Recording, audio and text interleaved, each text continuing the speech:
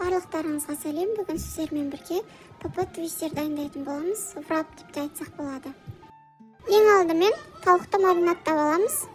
Ол үшін 2 ас қасық соя қажет болады, және де табиғи балды қосамыз. Балды қосқан соң жақсылап араластырамыз. Дәміне қарай кішкене тұз қосып жібереміз. Барлығын жақсылап араластырамыз. Үстіне саламка етіп туралған филені саламыз. Филе қолданғандарыңыз дұрыс. Менде аллель тауықтың филесі. Барлығын осылай араластырып шығамыз. Сапаға пайдалы майды құямыз. Гхи майы немесе оливковый масло құйып, осылай тауықты қуырып аламыз. Бір шеті қуырылған соң екінші шетіне ауыстырамыз. Өте тез піседі. Твистерді жинауға кірісеміз. Ол үшін маған осында турецкий лаваш қажет болады. Кез келген лаваш жарай береді, үй жағдайында жасасаңыздар да болады.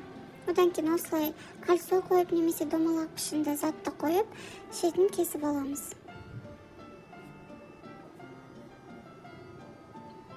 Сосын салатный листья, яғни салат жапырағын қоямыз. Көбірек қойсаңыздар болады. Мен қатты жақсы көремін, сондықтан көбірек қойдым.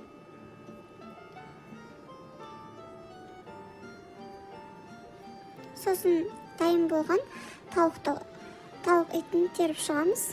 Үстіне помидор, яғни қызанақ, қалған помидорды қолдансаңыздар болады.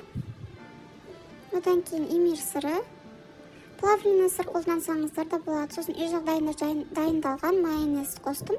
Сіздер қаймақ қосуға да қоссаңыздар да болады. Сосын осылай астын қайырып, орап шығамыз. Жақсылап қысып ораймыз. Міне, біздің ПП твистер дайын болды. Өте дәмді, пайдалы, тойымды твистер. Ортасы ашылып кетпеу үшін зубочисткамен осылай қыстырып қойсаңыздар болады. Барлығын біріктіріп, ас болсын.